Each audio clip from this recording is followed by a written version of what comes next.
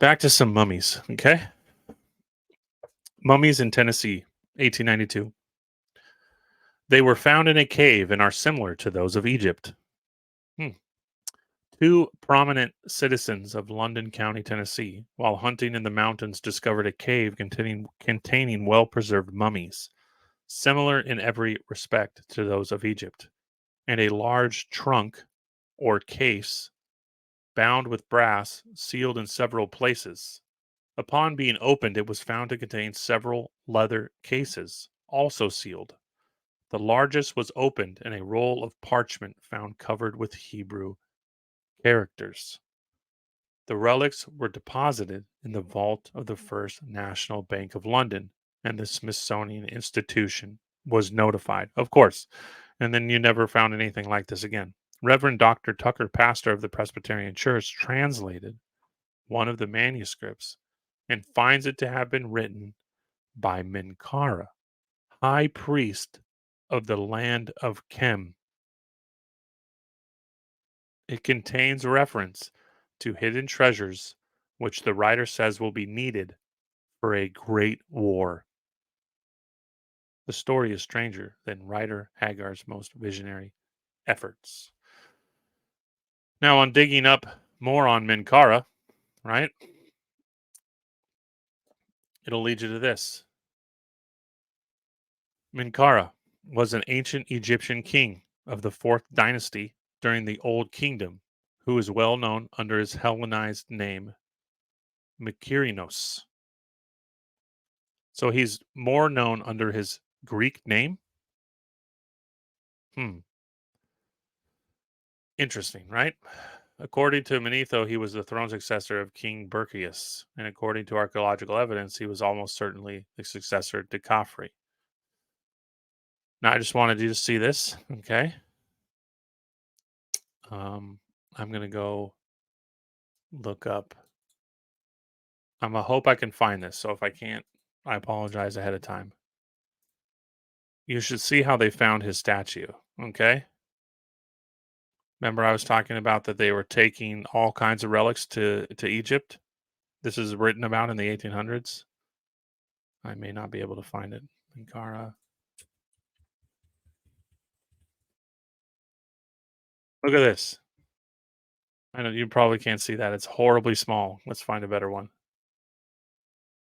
I shared this many years ago. But this is how they found it. This is the original image.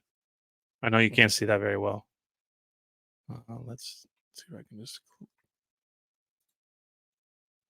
They're all on Pinterest, which is really annoying. National Geographic. Oh, of course. So, anyways, this is how they found the statue of Menkara. I mean, it just doesn't make sense to me. It feels much like they just buried it. They just stuck it in a hole, and it's found in the same time frame. When you look into um, Britain moving um, statues and temples, the Brits in the early 1900s were moving all of Egypt. They were rebuilding it, quote unquote.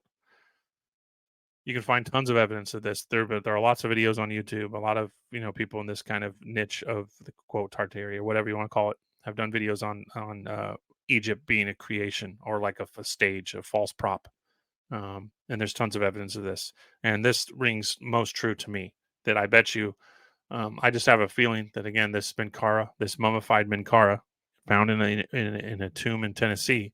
Again, this region is known as Lower Egypt, even to this day. This was the original seat, and these things were just transplanted, right?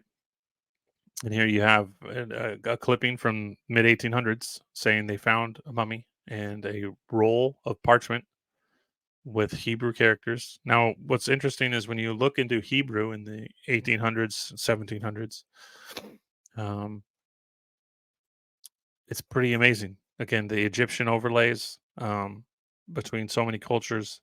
Again, this connects nicely with the Mormon stories, the golden tablets that Joseph Smith translated that were most closely related to Micmac, which again is almost identical to Egyptian.